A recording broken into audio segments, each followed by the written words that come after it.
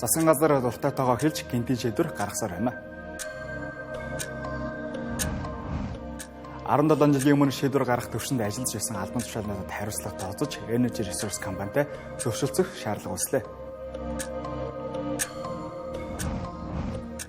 1072 хувьцааны ногдол ашиг болох 100 мянган төгрөгийг иргэдийн даасанд шилжүүлж эхэллээ. Нийслэлийн засаг даргын тамгын газраас автобус судалдаа авах асуудлыг төрийн нууцад оруулах саналыг тагнуулын ерөнхий газарт хүргүүлсэн байжээ. Асархуйн эдийн засаг 18 их найт төгрөгөөр хэмжигдэж байна.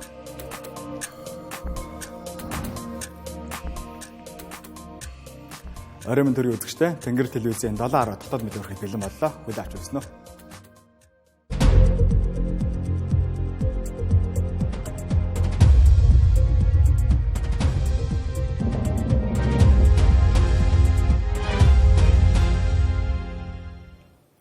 Сар шинийн баяраар 3 хоног амарна гэж өөрийн амаар хэлчихэд хэдэн хоногийн дараа хуулийн дагуу даваа гарагт ажил эхэлнэ гэж Инх хамгаалан сайд бодолсон. Салбарын сайдын хуулиас судлаагүй хариуцлагагүй энэ мэдээлэл нь олон нийтийн дунд тодорхойгүй байдал үүсгэж бохимдлыг төрүүлсэн. Тэгвэл өнөөдөр засгийн газар иргэдийн санал хүсэлтэнд үндэслэн цагаан сарын амралтыг 3 хоногор сонгох тогтоолын төслийг баталлаа.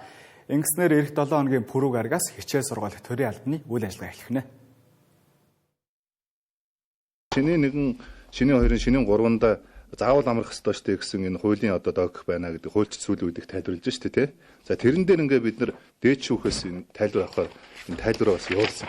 Энийг юу гэж болох вэ? Ганцхан хуулийг тайлбарладаг цорын ганц байгууллага дээд шүүх штэ. За тэгээд дээд шүүхлөө бид нар бас энэ тайлбар явуулаад тэгээд дээд энэ дээр бол яхан цаг алдсан тал бий.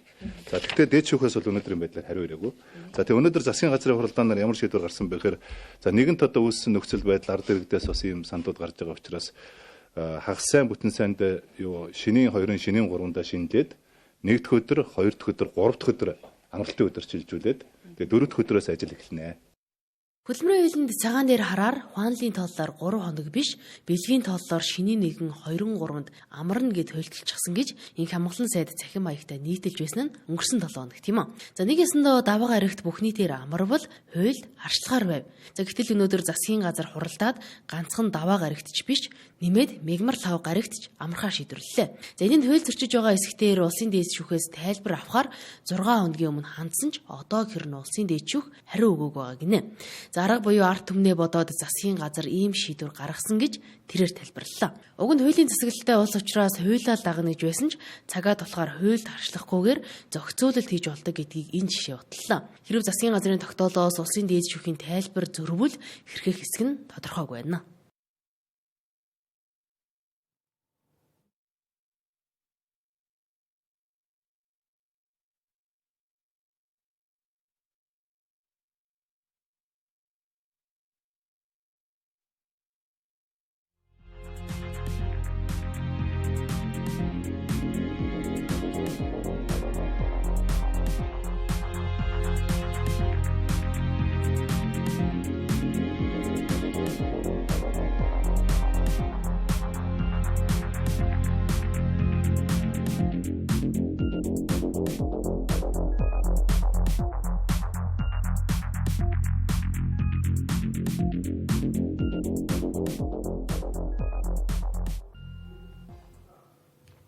Цагаан сарын баярын амралтын өдөр таарч шинийн 1 тасарсан гэдэг мэдээлэл засгийн газрын гишүүдийн жихэнд саяхан хүрсэн бололтой гинтийн шийдвэрийг өнөөдөр танилцууллаа.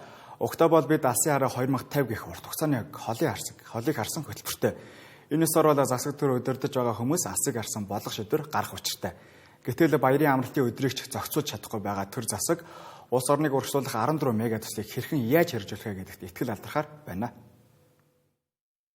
9 сарын 1-нд хичээл орж оны төгсгөлд шинэ жилийн баяр болж 7 сарын 11-нд наадам болдог. Жил бүрийн бэлгийн тооллоор хаврын тэргүүн сард сар шинийн баяр тохиодгоо.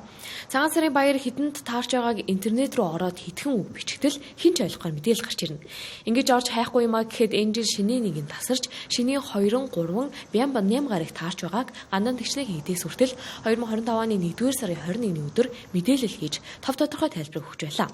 Үүнийг сонсон иргэд хүртэл баярын амралтыг хэрхэн зохицуулах талаар асууж улсын их хурлын гишүүдч тэр амралтын хоногийг сонгохын зүйтэйг бүтэн 1 сарын өмнөөс хэлсээр ирсэн. Гэтэл өнөөдрийг хүртэл нүдэн балаж ихэн дүлий явж ирсэн засгийн газар баяр болохоос ердөө 3 хоногийн өмнө эцсийн шийдвэрийг танилцууллаа. Угтаа бол хамтарсан засгийн газар дөнгөж байгууллагатай зэрэгцэн гэрээний бодлогын хорог байгуулж гинтийн шийдвэр гаргахгүй байх зарчим баримтлахаа илэрхийлж байсан юм а. 3 намын хамтарсан засгийн газрын гэрээний бодлогын хороо гэж байна. Энэ бодлогын хороонд 3 намын дарга, 3 намын ерөнхий нарийн бичгийн дарга, бүлгийн дарга нар орно. Тэгэхээр энэ бодлогын хороо юу вэ гэхээр no surprise гэдэг юм зарчим байд юм. Гинтийн шийдвэр гаргахгүй.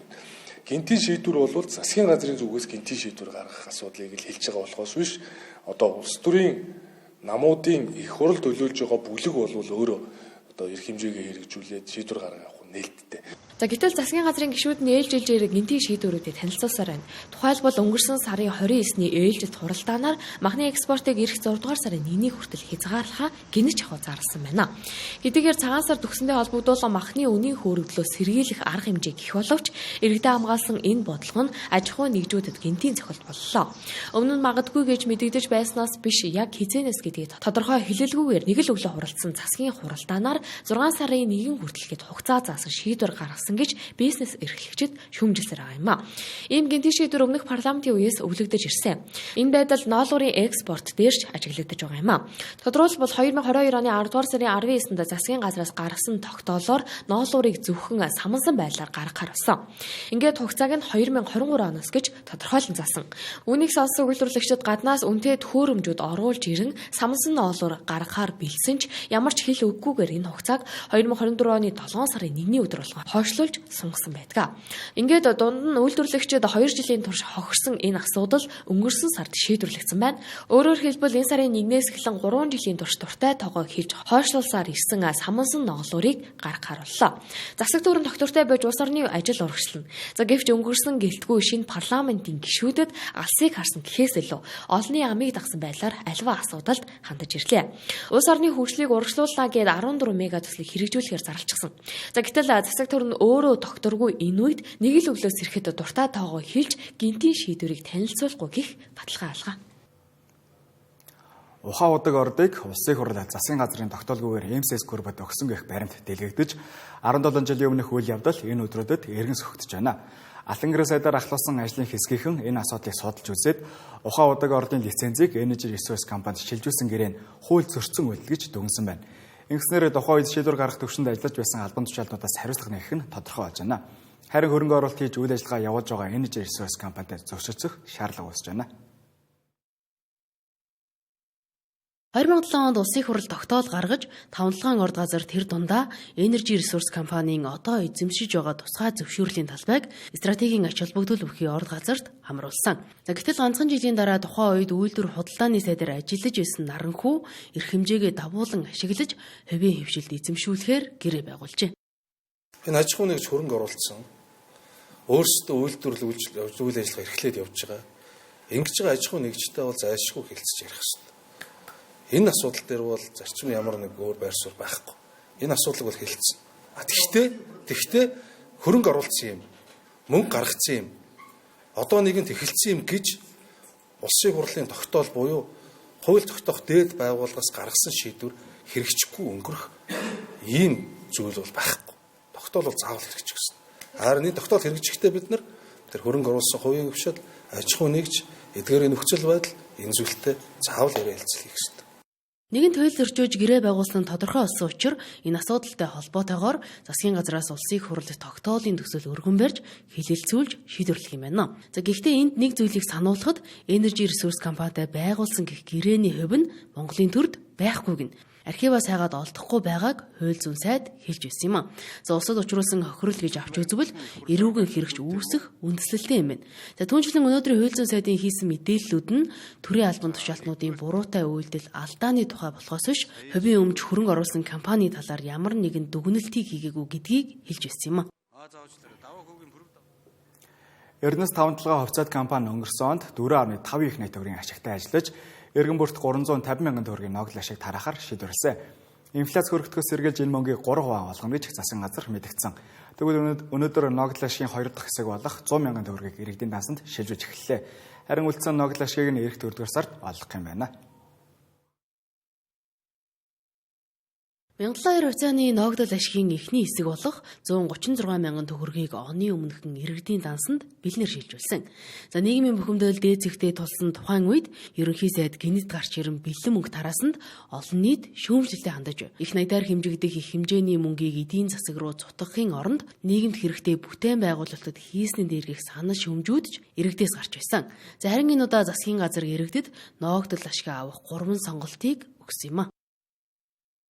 Ийм Монгол платформоор энэ санал асуулгыг явуулахад нийт 505,318 иргэн оролцлоо. За үүнээс 481,809 иргэн бэлэн мөнгөөр авъя гэдэг ийм сонголтыг хийсэн.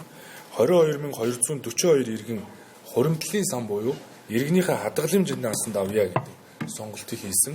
Мөн 1267 иргэн хөгжлийн сан эсвэл одоо нийслэлийн дэд үстэц төвжирлэлийг бууруулах, агаарын бохирдлыг бууруулахад хандив маягаар одоо энэ ногдол ашигынхаа одоо тодорхой хэсгийг өгье гэдэг ийм одоо санал асуулганд одоо хариу өгсөн. 1267 иргэн өөрсдийн ногдол ашигаа хандивлахаар болсны дотор засгийн газрын гишүүдж багтаж байна. За энэхүү 126 сая 700 мянган төгрөг иргэдийн ногдол ашигын хандиваас цугларч хөгжлийн сан болон тодорхой төсөл хөтөлбөрүүдийг санхүүжүүлэхэд зарцуулагдах нэ. Албан тушаалтнууд 10 өрийн хаалга ашиглан хэрхэн улаан цайнд завчааж болдгийг нэг тоо жишээ болсон ногоон автобусны хэргийн шүүх хурал 3 дахь өдрөө үргэлжилж байна. Өнөөдөр автобус судалдах худлаа авахтай холбоотой асуудлыг авч хэлэлцтэй. Хэдэн 10 тэрбум төгрөгийг төсвөөс гаргаж дундаас нь мөнгө унгаахын тулд автобус судалдаа авах ажиллагааг төрийн нууцад хамар осон гэх асуудал эргэлзээтэй байна. Өөчл үсэж байна. Тэгээ та бүхэн Хотын дараа Сумын газар өөрийн хүсэлтээр огцрох үедээ автобусны худлаа авах ажиллагааг төрийн нууцад оруулсан талаар хэлж байсан. Тодорхойлбол тендерийн тухай хуулиараа худлаа авалт зохион байгуулсан бол маргаан гарч шүүхээр орох гээд хугацаа их шаарддаг. Тиймээс төрийн нууцад оруулбал хугацаа хожих юм байна гэдгийг хуулийн багийнхан ажиллаж санал оруулснаар бид ийм шийдэл гаргасан гэж тайлбар өгч байсан. Харин гайхшрал төрүүлэх нэг асуудал нь өнөөдрийн ногоон автобусны шүүх хурлаар хотын дарга буруу ойлгосон гэх тайлбар мэдүүлэг байлаа. та нар одоо нийслэлийн засаг даргыг одоо буруу мэдээллээр хангаснаас болж буруу мэдээлэл өгөөд ах шиг байна. Тэр ярианы гол агуулга бол нэгдүгээрт буруу мэдээлэл өгөөд засаг дарга чинь нууц гэж яриад байна. Энд чинь нууц биш. Тэр 3-4 чинь хоёр зүйл байгаа. Нэгдүгээрт нууцын асуудал байгаа. Хоёрдугаарт үндэсний аюулгүй байдал гэдэг зүйл байгаа шүү дээ. Засаг дарга чинь нууц гэж яриад байна. Энд чинь үндэсний аюулгүй байдалд хамааралтай асуудал гэж ярих ёстой. Зарим гишүүдийн мэдүүлгээр хотын дарга буруу ойлгосон байж таарлаа. Ингээд одоо хэрн автобус худалдаа авах ажиллагааг төрийн нууцад оруулсан оруулаагүй гэх асуудал яригдсаар байгаа юм а. Зарим нь төрийн нууц бас үндэсний аюулгүй байдал сөргөөр нөлөөлөх асуудал байсан гэх тайлбарыг өгч байна. За гэхдээ улсын яллагчийн хэлснээр бол нийслэлийн засаг даргын тамгийн газраас нууцад оруулах саналыг тагнуулын ерөнхий газарт хүргүүлсэн байжээ. За нийслэлийн засаг даргаас за энэ автобус худалдан авахтай холбоотой үйл ажиллагааг төрийн нууцад хамааруулъя. За ингэж хандж исэн тагнуулын ерөнхий газарт хандсан ийм асуудал байгаа юу? Мэдэхгүй байна. За нийслэлийн засаг даргын хамгийн газрын 2022 оны 6 сарын 15-ны өдрийн 01 дорой хурдмаг 155 дугаартай албан бичиг байна. За энэ дээр болохоор засгийн газрын одоо холбогдох төрийн нууцад хамааруулах ба саналыг тагнуулын ерөнхий газарт хүргүүлсэн байна. За энэ бичигтэй холбоотой та асуудал мэдв. Одоо би санахгүй энэ чинь маш олон юм байдаг учраас би мэдэхгүй. Ойлголоо. За асуулт бол. Энэ хэрэгт нэр холбогдож яллагчаар татгдсан этгээдүүд бие биерүүгөө буруугаж гисэн шүүх хурал үргэлжилж байна. Өчигдөр гэхэд хотын дарга асан Сумья базраас эхлээд нийтийн тээврийн дарга асан гэх хүмүүс хамаг бурууга улсын их хурлын гишүүн асан Сүхбаатар руу жигсэн мэдүүлгийг өгсөн байсан. Одоогоор түүний хувьд өөрийгөө өнгөөсөн тайлбарыг шүүх хурлын үеэр илэрхийлээгүй чимээгүй шүүх хуралдаанд оролцож байна. Нийслэлд үйлдвэрлэл үйлчилгээний салбарт бизнес эрхлэхийн тулд маш олон гарын усыг бичиг баримт бүрдүүлж зөвшөөрөл хөөцөлдөж авч уран биелүүлдэг нь хувийн хөгжлийн хөгжлийг боомлж байгаа хэрэг гэж залуу бизнес эрхлэгчид хэлж байна. Үүнийг зэгцэрлэхийн тулд засгийн газрын хэрэглэх газрын дарга учрлын уриалгыг дэмжиж өнөөдөр нийслэлийн иргэдийн төлөөлөгчдийн хурлаас зөвшөөрлийн тухай хуулийг давсан 145 бүртгэлийг цуцалж чигжидүүд үйлдвэрлэл болон бизнес эрхлэгчдэд хүндрэлийг багасгаж байгаа шийдвэрийг гаргалаа.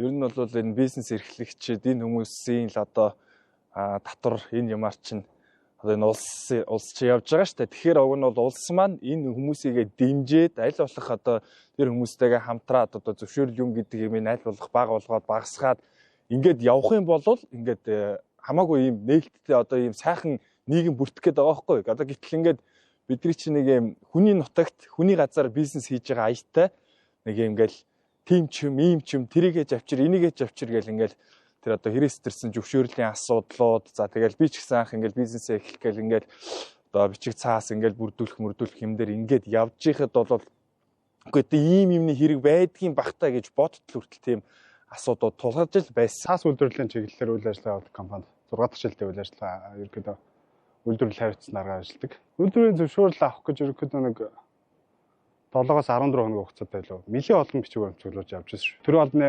гадаа хаалган дээр очиж зогсоод хүлээдэг байснаа бол одоо хамаагүй ойртцсон л явсан гэж байна. Сүүлийн үед болохоор энэ зөвшөөрлийг зөв болоо гэж хүчил сайд явуулаад байгаа.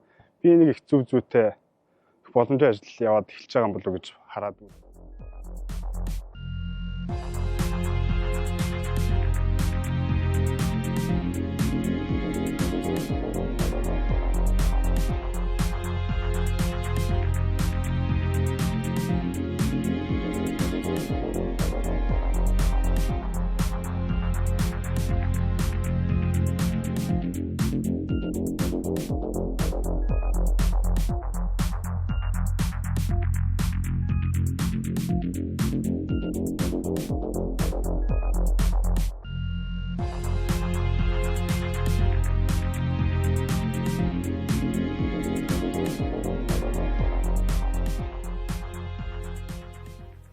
Хотоо мэдээ та бүхэн төрлөө дулаар мэдээ үргэлжилж байна.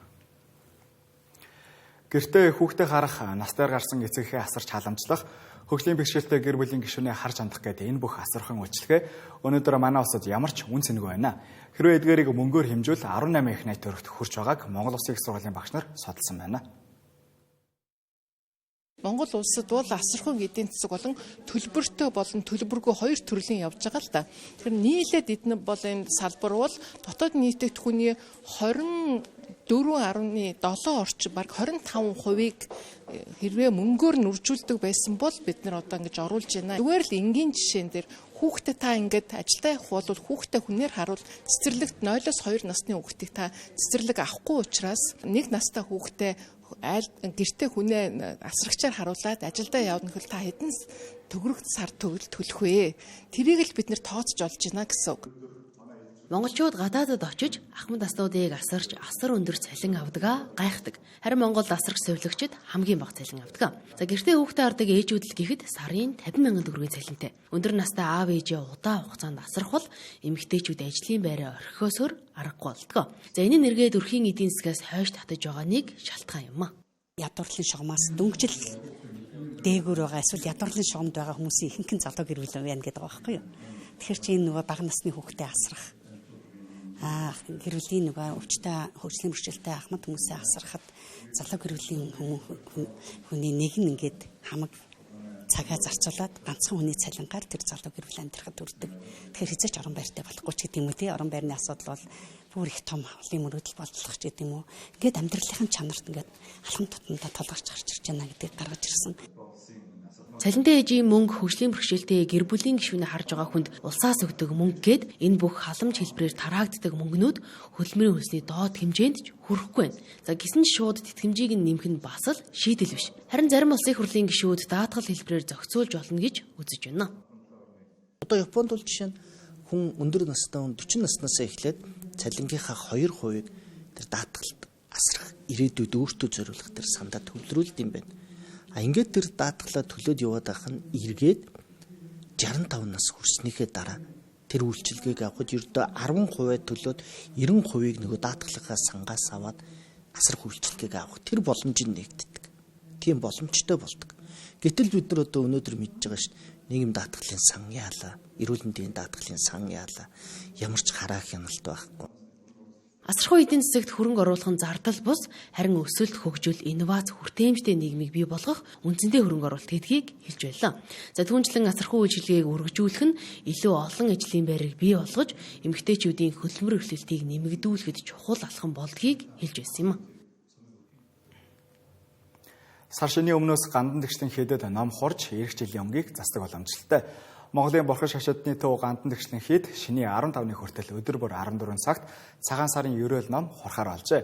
Мөн гандан тэгшлэн хэдийн тэргүүн хамлам жавзан дорж шинийн 8-нд олон нийтэд зориулсан ном хурж Бурхан багшийн намтар садгаас айлдан насны авшиг хүртэх юм байна. Гандан тэгшлэн хэд цагаан сарыг өгтөн хуучдын 27-оос 29-нд хуучин номын хурал хурж сор залах зан үйлийг дэг жагийн дагуу үйлддэг. Энэ жилийн хувьд өчигдрөөс буюу 2 дугаар сарын 25-наас 26-ны хүртэл хурахаар болжээ. Гүрэн улсын том засал болдог сор гаргаж байгаа. Чойжигийн одоо их янта хурлыг тэр өдөржин хураад тэр нь бол одоо шинэ хуучдын 29-ний өдөр буюу маргааш болж таарч байна тийм ээ.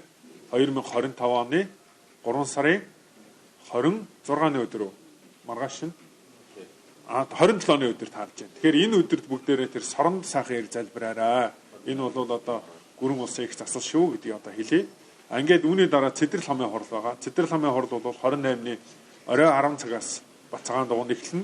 Мэдээж бас одоо Монгол орон даяар байгаа сүм хийдүүдэд орой 10 цагаас мөн одоо ажил эхэлж байгаа. Тэгээ өөрийн ойрхон байгаа сүм хийдэд очиж болох юм а гэдгийг энэ бас тодруулж хэлэх ёстой. Мөн дэд хам гавж ган төмөр шинийн 16-нд номын айлдвар айлдаж бэлгүүний зүрхэн судар номыг тайлбарлахаар болсон байна. Энэ нь Бурхан багшийн айлдсан сургаал номлолын гол охь болох хоолсон чанарыг тайлбарлахын зэрэгцээ хүмүүний буруу бодлыг ницааж юмс үзэгдлийн мөн чанарыг ойлгуулдаг ач холбогдолтой юм байна. Энэ жилийн шорон өнгөрд улаан хөх ногоон өнгө дийлэх байгаа бөгөөд ногоон толгойтой, эвэр сүүлжих нь хөх өнгөтэй. Тиймээс улирал бүрийн дундуур бороо хур татранг байхыг хэлж байна. Энэ бол шороо үхэр дээр бол одоо улаан хөх ногоон өнгө дийлэнх байгаа. Тэгэхээр ногоон толгойтой тийм одоо эвэр сүүл чихэн цэнхэр улаан өнгөтэй тийм үхрийн шинж гарч байгаа л да. Тэрүүгээрээ бол одоо зуны дунд сар улирал бүрийн дундуур жилийн дундуур ирнүүд бол жаахан бороо хур татранг маягийн тийм жил болох шийдтэй байгаа. Ирж буй могоожилд 33-ны бүчлэг таарч байгаа эмэгтэй гал эрэгтэй усан дээр сууж байна. Засал номоо хийлгэхдээ ясан болон суудлын гүмиг дээр анхаарч хийлгэх хэрэгтэй. Мөн жил орж байгаа хүмүүс засал номоо урьдчилж хийлгэх, бар гахаа бичжилтэй хүмүүст харж хил тохиож байгаа учраас засал хийлгэх хэрэгтэй гэдгийг тодтоглоо. Орон даяар радио төлгөнөөр сонсогчдод хүрдэг ганц цовг нь Монголын радио. Гэхдээ Япон автомашин радио дэлгэнээр өөр тул хүмүүс үнэтэй нэмэлт төхөөрөмж машиндаа тавих хэрэгтэй болдог байна. Харин өнөөдрөөс эхлэн энэ асуудал шийдэгдэж Япон машинтайж Монголын радиог сонсох боломжтой боллоо. Монголын үндэсний олон нийтийн радио нь 3 төрлийн радио сувгтай. Үүнээс 2 долгионы сувгийг өөрчилж Япон машин тоглох боломжтой. FM 76.1, FM 82.9 радио сувгийг нэмэлтээр оруулсан байна. FM 76.1 нь цаг үеийн мэдээллийг дамжуулж, FM 82.9 нь залуучуудад зориулсан нэвтрүүлгүүдийг явуулах юм байна. Энэ ажлын маань гол утга учир үр дүн юу юм бэ гэхээр өнөөдөр Улаанбаатар бүртгэлтэй өдөр бүр хөлгөөний оролцдог 700 гаруй мянган Япон стандартын автомашинууд байгаа. Эдгээр Япон стандартын автомашинууд маань ямар нэгэн нэмэлт төхөөрөмж ашиглахгүйгээр Монголын үндэсний радиогийн 1/2 дугаар сувгуудыг шууд сонсох боломж бүрдэж байгаагаар ач холбогдолтой байгаа. За радио гэдэг маань өөрөө стратегийн ач холбогдолтой зүйл. Улс төр, эдийн засаг, нийгэм, за элдв гамшиг, эрсдлийн мэдээллийг цаг алдалгүй орон даяар бүх хүмүүстэй хурдан шуурхай хүргэх одоо үүргээ биелүүлэхэд бас энэ ажил маань ихэнх ач холбогдолтой байгаа даа. За энэ байгууллагын хэмжээнд хамгийн түгээмэл одоо иргэдээс ирдэг нь радио автомобилийн долгион явахгүй байна. Яагаад Солонгос машин дээр Монголын радио яваад хаж яагаад өнөөдөр Япон автомашин дээр Монголын радиог 1-2 дугаар давтамж яагаад явахгүй байгаа юм бэ гэдээ иргэдээс маш их сүүлийн 10 жил гомдол ирсэн. Энэний дагуу манай захин инновацийн яамны бодлогын хүрээнд санхүүжилтийн дагуу өргөн нэвтрүүлэг болон радио давтамжийн түгээлтийг нэмэгдүүлэх нь гол зүйтэй гэдэг бодлогын ажлын хүрээнд радио давтамжийн үйл ажиллагааг нэмэгдүүлж байгаа. Одоогоор 2 радио сувг нь зөвхөн нийслэл хотод сонсох боломжтой юм. Үүнээс цааш шат дараатаагаар орон нутг руу нэвтрүүлнэ гэдгийг радио телевизийн үндэсний сүлжээ хэлж байна. Нийслэл хотод л гэхэд өдөр бүр хөдөлгөөнд оролцдог машины 80 гаруй хувь нь Япон машин байдаг юм. Төлбөртэй зогсоолын үйл ажиллагаа явуулж буй аж ахуйн нэгжүүдийн газрыг албатан чөлөөлүүлж Monis Group-ийн охин компаниудад өгч байгаа нь шудраг бос гэж зогсоолын үйл ажиллагаа эрхлэгчид үзэж байна. Өнөөдөр тэдний тухай хэвлэлээр орлоо. Тэгээд энэ хоёр компани үйл ажиллагаа зогсоолын үйл ажиллагаа явуулдаг иргэд 12 сарын 31-ний өдөр анх зогсоолын үйл ажиллагаа эрхлэх гэрээг сунгахгүй газраа чөлөөл гэх мэдээлэл хуудас иржээ. Тухайн мэдээллийн дагуу нийслэлийн засаг дарга, нийслэлийн газар зохион байгуулалтын газруудад шаардлага хүргүүлэн ямар учир шалтгааны улмаас ийм байдалд хүрсэн тухай асуухад Monis Group-ийн охин компаниудыг сонгон шалгаруулалтаар сонгосон гэх хариу иржээ. сонгон шалгалт болохыг юусэн мэдээгүй. Шууд 12 сарын 31-ний өдөр биднэрт ийм үйл ажиллагаа явуулах үргээс танаа гэрийг цуцалж байна гэдэг мэдээлэл ирсэн. Тэгээд бид нар болонгот ер нь сонгон шалгалтын талаар хэрвээ мэдээлэлтэй байсан бол бид нар ч тэрэнд оролцох байсан. Хууль тэгшүүрчлээгүй, хувийн хэвшилт ерөөсөө бид нар дээр болонгот мэдээлэлээр хангаагүй. Monis компани охин гэх Great City гэдэг компанид шууд бусад хувийн хэвшлүүдтэй мэдээлэл өгөөгүй юм байж ганц тэр компанид давуу ирэх байдал олгож ирэх олгосонд л ерөөсөө бидний одоо хууль ерөөсөө эрхтгш үйлчлэхгүй байна. Зогсоолын үйл ажиллагаа явуулдаг аж ахуйн нэгж болон иргэд захиргааны шүүхэд хэрэг үүсгээд явж байгаа гэлээ. Гэхдээ хэрэг шийдэгдээгүй байхад зогсоолын үйл ажиллагаа явуулж буй аж ахуйн нэгжүүдийн хувийн өмчөд халдаж байгааг ойлгохгүй байгааг хэлж байлаа. Хүсэлтүүд бол илгээсэн байгаа. Гэтэл одоо өчигдрийн байдлаар 2 сарын 25-ны өдөр нийслэлийн засаг даргын захирамж гараад бүх дүүргийн газрын албатуудад одоо нөгөө газар чөлөөлөх захирамж гарсан. За тэрний дагуу ингээ мэддэг хуудсууд ирсэн. За өчигдрөөс ахуулаад цагдаагийн албатай ирээд энэ нөгөө зогсоолуудын маань одоо тэр чинь хичнээн нийтийн эзэмшлийн газар дээр бид нар үйл ажиллагаагаа явуулж байгаа. Гэхдээ дандаа бидний өмч байгаа аахгүй хувийн өмчөд шууд халдаад одоо энэ бүх зогсоолын одоо тэр өчнөө бид нар хөрөнгө оруулалт хийгээд авсан байгаа тоног төхөөрөмж пүүдгүүдийн маань ингээд зөөвөрлөд эхэлсэн байгаа.